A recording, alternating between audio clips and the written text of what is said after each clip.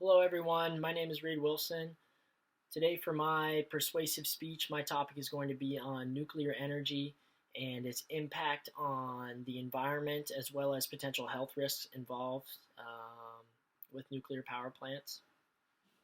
I wanted to start my speech off with a quick fact here. Did you know that a typical nuclear energy power plant produces over 45,000 pounds of nuclear waste each year? And the actual plant itself can cost up to $6 billion to build. So those are some things I kind of want you to keep in mind throughout my presentation here. And also, just keep in mind in your head, do you think that America can really afford to continue to use and expand nuclear energy here in our country?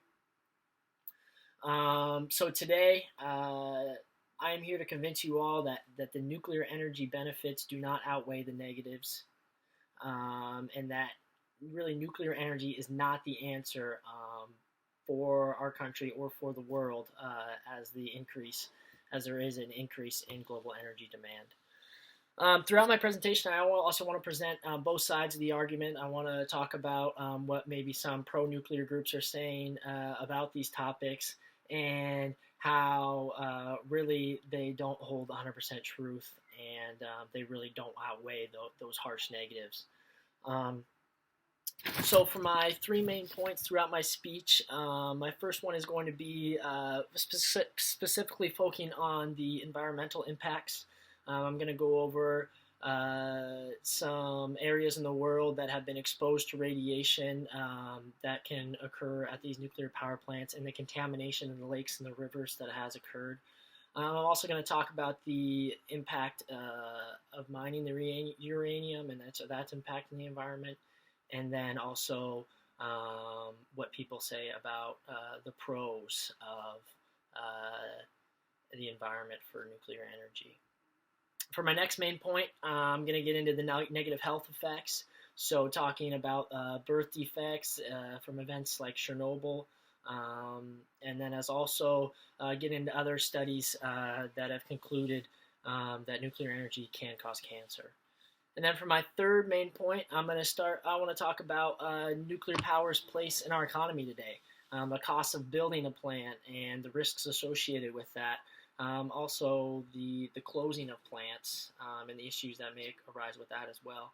And then lastly, I want to bring up within that main point other alternative energy sources to nuclear power that could be more efficient and more effective and also more safe, I feel. So,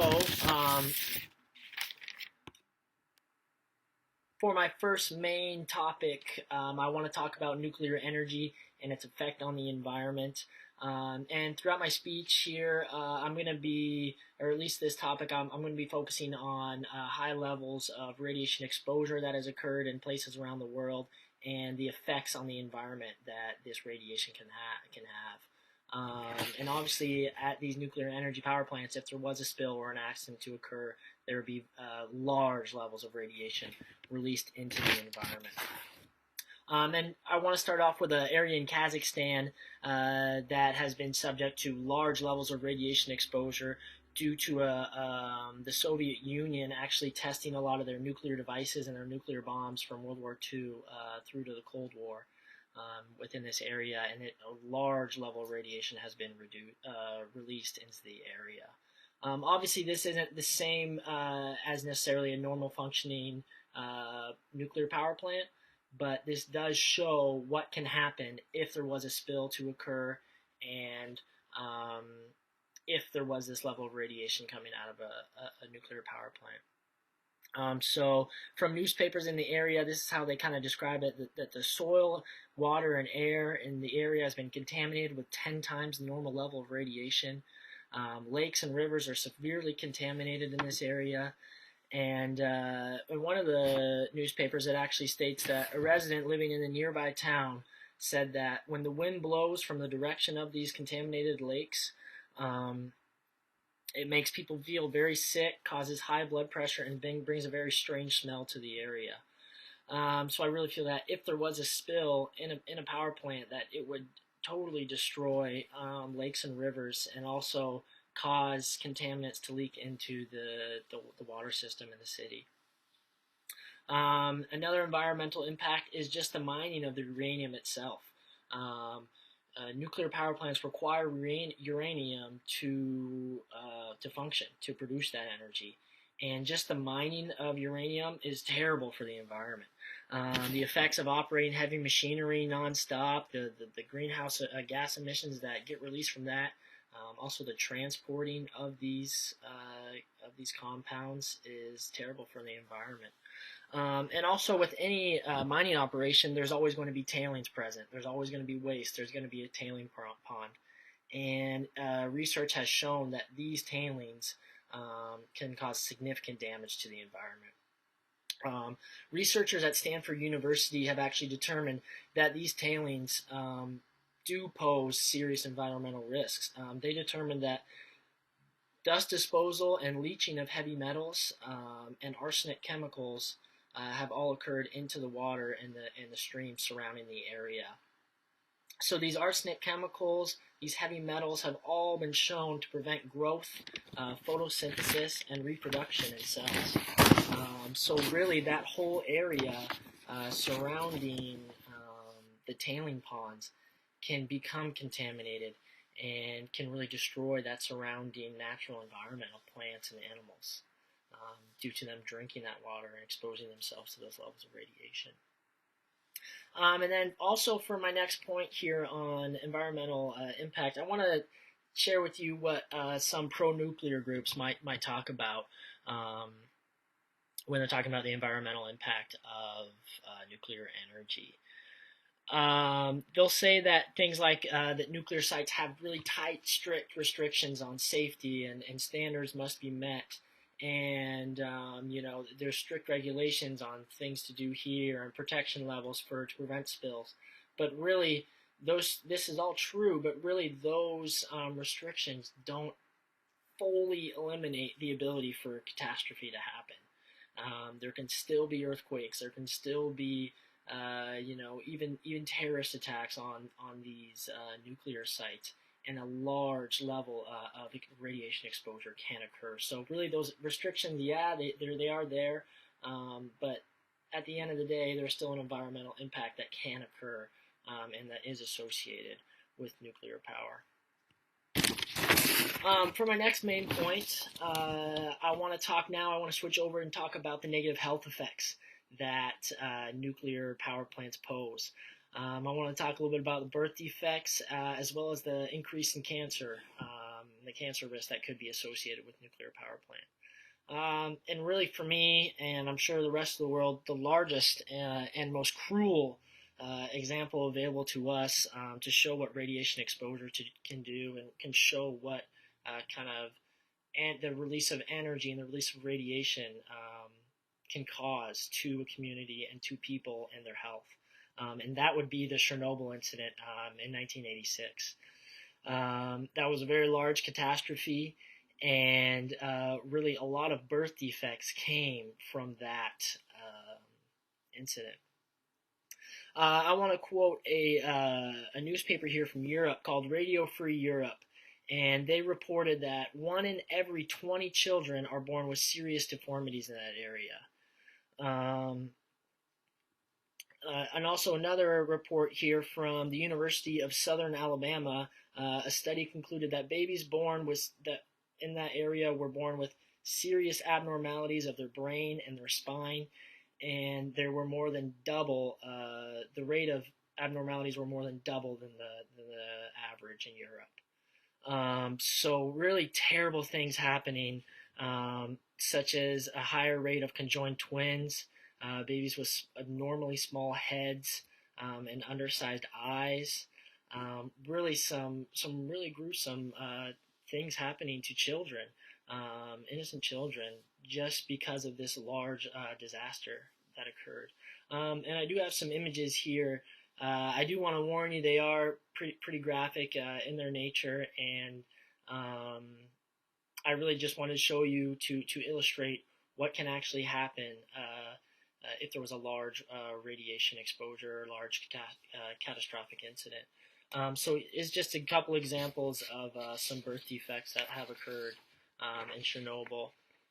So this little girl being born with not fully developed arms was one incident that happened, and this here is a caretaker from an organization that has actually been supporting children in the Chernobyl area.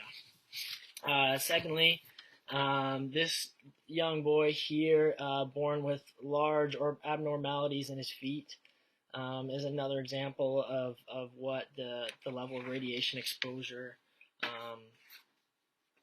did to him. And there's many examples of really terrible things that have happened after that incident. Next, I want to go to the long debate of the cancer-causing levels of radiation. And really what you also hear from a lot of pro-nuclear groups is that they believe that, yes, nuclear power plants do emit radiation, but it's such a low level that there's no actual health effects, is what they'll tell you. But really, there has been studies that have come out that totally refute these claims. A study from the executive director of Radiation and the Radiation and Public Health Project concluded that cancer rates exceeded the national average near 14 plants in the eastern United States. And then also another study conducted by the same operation, the same program, showed that the highest rate of thyroid cancer in the nation was all within a 90-mile radius of an area containing 16 nuclear reactors. So these are all normal functioning nuclear reactors in the United States that have those tight restrictions, have those safety requirements that need to be met, and there's still a higher level of cancer occurring within that immediate area. So I really think that the pro-nuclear groups really aren't showing these studies that have come out saying that, yes, there is radiation coming out, and yes, even those low levels are still causing significant health risks to the people in the area. And also, the National Cancer Institute has also come out and confirmed that radiation from nuclear power plants can significantly increase the risk of developing thyroid cancer. So really, these large studies and, someone as prominent as the National Cancer Institute here in the United States has all really confirmed the really detrimental health effects of nuclear power. All right, so I want to transition into now for my next main point. I really want to talk about nuclear energy and its place in our society and its effectiveness here. So first of all, a major issue with nuclear energy is the astronomical cost it takes just to set up the plant itself.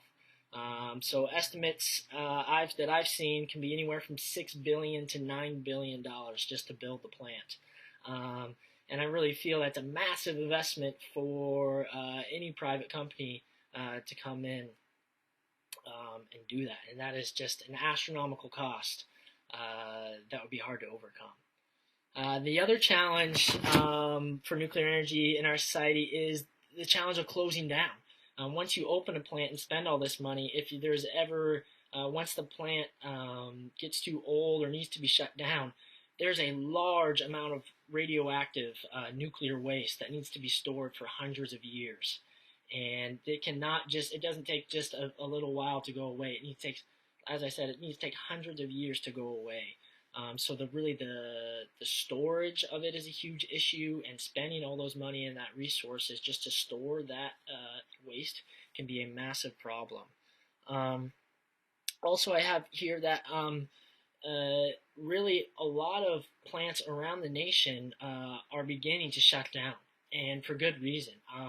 Due to really low oil prices and solar and wind options becoming significantly cheaper, nuclear power plants across the globe have lost their ability to become competitive in the energy market, and it's causing a lot of these plants to close down. So, I mean, the cost of closing down and the combined cost of actually building the plant are all really big barriers for our economy and our society to get into if we want to expand and increase nuclear energy. So I just kind of referenced it a little bit there, but lastly, I do want to bring up just different alternatives to nuclear energy, specifically wind and solar energy, renewable resources that I believe would be significantly better options to nuclear. There's less CO2 emissions produced with solar and wind energy. And really, for me, in my opinion, the main advantage to these is that there is no potential risk of a catastrophic failure or disaster occurring like Chernobyl or Fukushima. The biggest thing that could probably happen is if a wind turbine falls down in the middle of the field. You aren't having the same risk as you would bringing all this uranium and all this radiation into a confined area and having the ability for a large spill to occur. So those are really my three main points and the effects that nuclear power can have on the environment and health risks. So I talked a little bit about the radiation issues in the lakes and streams in Kazakhstan and the significant destruction that the mining of uranium can cause through the tailing ponds and the arsenic chemicals and those kind of terrible things. And then second, I touched on the health risks of nuclear energy, talking about birth defects that have happened in Chernobyl, sharing a couple pictures here just to kind of illustrate the example of what could happen if a large release like that did occur. And also the cancer risks involved and the latest studies that have kind of come out. And then lastly, I touched on the astronomical price of building a nuclear power plant and its place in our society today. So before I end here, I just really want to ask you, after presenting this speech and displaying this information, do you feel that USA needs to expand nuclear energy and that it is effective and efficient for our country? And I hope the evidence that I've displayed really leads to you to an astronomical no, that nuclear energy is not the way to go, and that we need to continue to do renewable energy in our country, and we really need to eliminate the risks that nuclear energy has for our citizens. So thank you for coming today, and that's all I got.